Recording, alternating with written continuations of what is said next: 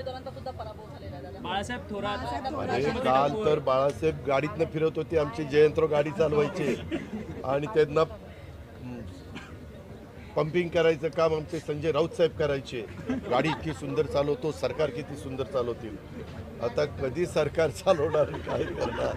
तरी आमच्या इस्लामपूरवाल्यांनी नीट लक्ष दिलं नाही हो. मी कार्यकर्त्यांशी बोललो, त्यांनी अजून जरा नीट लक्ष दिलं असतं ना, करेक्ट कार्यक्रम झाला असता. करेक्ट अंदाज पण त्यांना आला नाही. अंडर करंट एवढा जबरदस्त होता. आणि माझं स्वतःचं मत आहे, तुम्ही काही म्हणा, गेम चेंजर जो झाला तो लाडक्या बहिणीने केला. लाडक्या बहिणींचं मतदान पण वाढलं, लाडक्या बहिणींनी आमच्यावर विश्वास पण टाकला, आम्ही लाडक्या बहिणींना दिलेला शब्द पण आम्ही पाळला आणि पुढेही हेच शब्द पाळतील असा एक विश्वास माझ्या लाडक्या बहिणींना सगळ्यांच्या मनामध्ये बसला. आणि 3, 5, 7.5 हॉर्सपॉवरच्या मोटरचं जे बिल माफ केलं, तो एक शेतकऱ्यांच्यामध्ये खूप चांगला मेसेज गेला.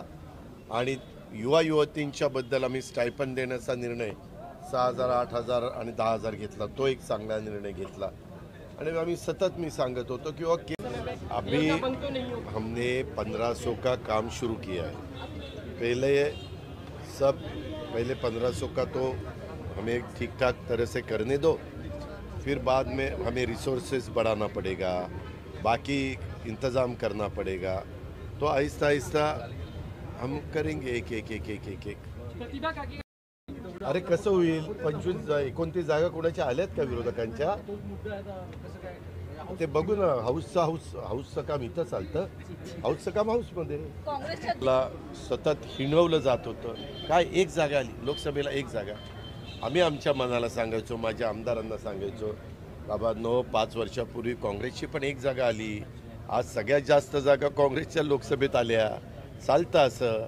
एकेकाळी भाजपच्या 2च जागा आलेल्या होत्या देशात, परंतु भाजप 2दा पूर्ण बहुमतात आली, आत्ता 3ऱ्यांदा सरकार स्थापन केलं.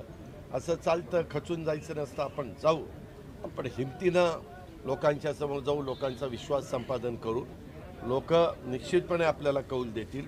माझी तर बारामतीमध्ये अशी पंचायत केली गेली होती, सगळे माझ्या विरोधात, सगळे म्हणजे काही माझ्या बहिणी माझ्याबरोबर होत्या, माझा आई, माझा परिवार माझ्याबरोबर होता, मूळ म्हणजे बारामतीकर होते. तुम्हाला आश्चर्य वाटेल, मी गेल्या वेळेस तिथं 48,000 लोकसभेला मायनस होतो.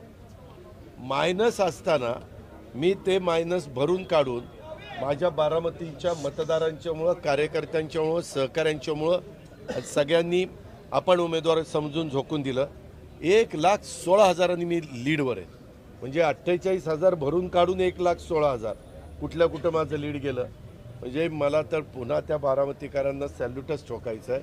मी जाईल तेव्हा त्यांचे आभार मानीनच, परंतु आत्ता त्यांना सॅल्यूट ठोकतो. खूप जबाबदारी त्यांनी वाढवली. अतिशय हुशार लोक.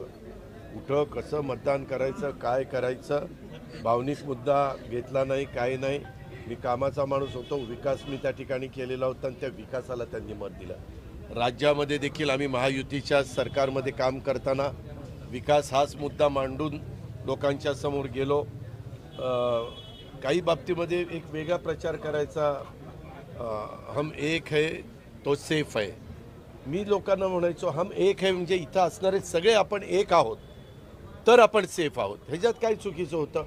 परंतु जसं सबका साथ सबका विकास, तशा पद्धतीनं पण काही डोक्यातनं कल्पना काढायचे आणि काहीतरी तिसराच प्रचार करायचे. पण यावेळेस आम्हाला आमच्या मागासवर्गीय समाजाने पण साथ दिली.